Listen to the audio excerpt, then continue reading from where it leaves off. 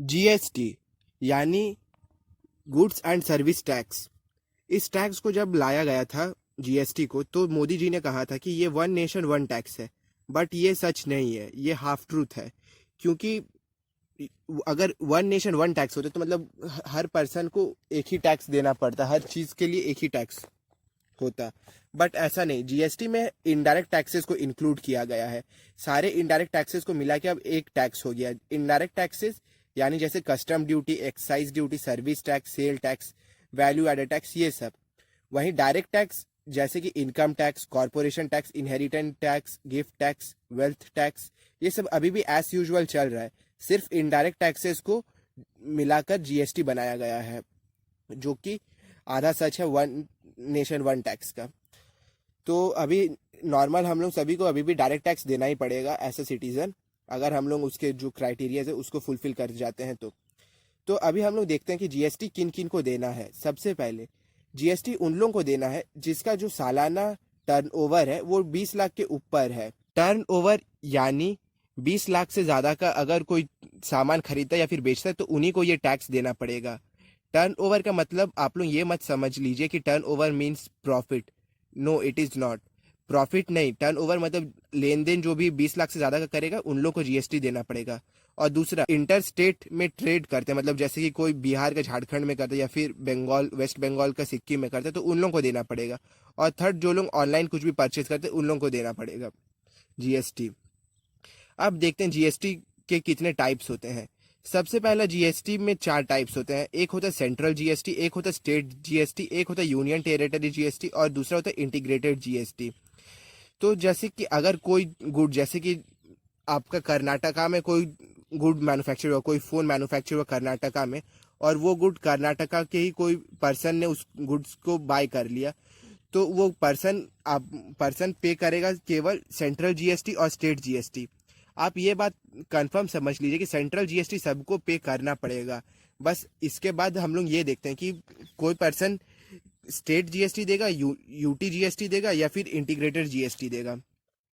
तो जब कोई भी गुड को एक स्टेट में प्रोड्यूस करके वही स्टेट जब उस गुड को कंज्यूम करता है तो उन लोगों को बस central GST plus state GST देना पड़ता है। और यही बात यूनियन टेरिटरी का। यूनियन टेरिटरी जैसे अगर कोई पर्सन अंडमान एंड निकोबार में है, वो कुछ गुड्स प्रोड्यूस करता है अंडमान एंड निकोबार में और वो वहीं पे कंज्यूम करता है, तो उनको भी बस central GST plus UT GST देना पड़ेगा, जो कि आधा आधा हो जाएगा। जैसे कि अगर आपका 18% का टोटल जीएसटी है तो उसमें 9% आपका सेंट्रल गवर्नमेंट जीएसटी के तौर पे ले लेगा और बाकी 9% स्टेट गवर्नमेंट। इसी तरह अगर 12% का कोई जीएसटी है टोटल तो उसमें 6% सेंट्रल गवर्नमेंट लेगा, 6% आपका स्टेट गवर्नमेंट लेगा। बट इंटीग्रेटेड जीएसटी में थोड़ा अलग है। इंटीग्रेटेड जीएसटी में जैसे कि कोई एक स्टेट, जैसे कि आपका मान लीजिए वेस्ट बंगाल में कोई गुड प्रोड्यूस हुआ और वो सिक्किम में सेल करने के लिए ले गया, तो सिक्किम एक आपका डेस्टिनेशन स्टेट है जहाँ पे वो गुड्स को बेचा जा रहा है, तो वहाँ पे जो जीएसटी कलेक्ट होगा उस वो सेंट्रल गवर्नमेंट आधा रखेगा, आधा सिक्किम गवर्नमेंट को देगा।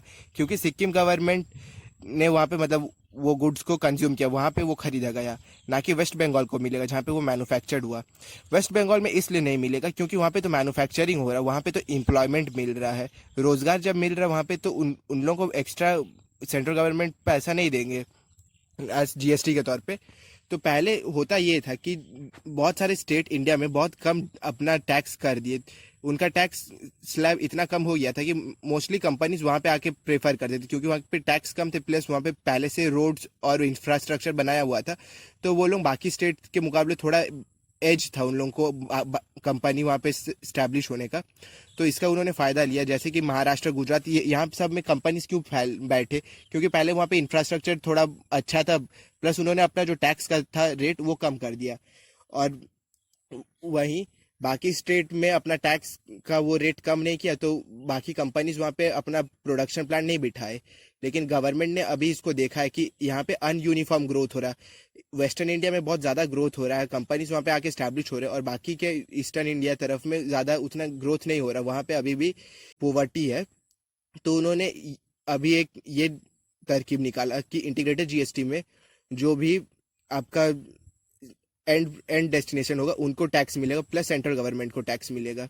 और ये इसलिए भी लाया गया है क्योंकि पहले देखिए कंपनी समझ नहीं पाते थे कि हर एक स्टेट में मतलब इंडिया में टोटल 28 स्टेट है, हर एक स्टेट का अलग अलग अपना टैक्स स्लैब है, मतलब इंडिया एक कंट्री प्लस उसमें 28 स्टेट का 28 टैक्स का रेट है। तो इससे कंपनीज को भी बहुत ज़्यादा प्रॉब्लम होता था कि किस स्टेट में प्रोडक्शन करेंगे तो वहाँ पे ज़्यादा मतलब अच्छा होगा और उस अच्छा फैसिलिटीज़ मिलेगा, प्लस वो स्टेट बाकी स्टेट से कितना ज़्यादा दूर है, ज़्यादा कॉस्ट तो नहीं लगेगा आपका ट्रांसपोर्टेशन का, तो ये सब भी देखा जाता था। लेकिन अभी ये जीएसटी आने के बाद से एक फ़ायदा आप लोगों का ये होगा कि अभी जो मैन्युफैक्चर करते हैं उन लोगों को एक्स्ट्रा पैसा नहीं मिलेगा, जो लोग कंज्यूम कर रहे हैं, जो स्टेट कंज्यूम कर रहे हैं उन लोगों को एक्स्ट्रा पैसा मिलेगा। प्लस कंपनी भी अभी सोचेंगे कि जब टैक्स पूरा कंट्री में सेम हो गया है, मतलब कहीं पर भी फैक्ट्री स्टैब्लिश करो तो सेम टैक्स देना पड़ेगा, तो वो लोग अपना हर एक डायरेक्शन में एक यूनिट स्टैब्लिश करें, जैसे कि वेस्टर्न इंडिया में एक यूनिट, ईस्टर्न इंडिया में एक यूनिट, ताकि ट्रांसपोर्टेशन कॉस्ट और कम हो सके। नहीं तो अभी जैसे आपका पूरा इंडिया में बस एक ही मैन्युफैक्चरिंग प्लांट है वेस्टर्न इंडिया में, और वेस्टर्न इंडिया से आपका पूरा जगह में जा रहा है, तो ट्रांसपोर्टेशन के कारण तो प्राइस बढ़ जाएगा। लेकिन वहीं अगर आप मतलब चार डायरेक्शन में, मतलब नॉर्थ ईस्ट साउथ वेस्ट में एक एक तो अपना मैन्युफैक्चरिंग प्लांट खोल दे, और वहाँ से आप उधर की जो रीजनल स्टेट्स हैं उन सब के ऊपर अगर आप फोकस करें तो आपका ट्रांसपोर्टेशन फी कम होगा। लेकिन इसके लिए फिर कंपनी को थोड़ा इन्वेस्टमेंट करना पड़ेगा, तभी वो लोग ऐसा कर पाएंगे। डायरेक्ट अभी ऐसा लग नहीं रहा कि कंपनीज इतना ज़्यादा इन्वेस्टमेंट करने का भी मूड में है। तो यही था जीएसटी के बारे में। होप करता हूँ कि आप लोगों को ये वीडियो अच्छा लगा होगा। इसके नेक्स्ट वीडियो में हम लोग कुछ और देखेंगे टॉपिक्स इंटरनेशनल रिलेशंस के।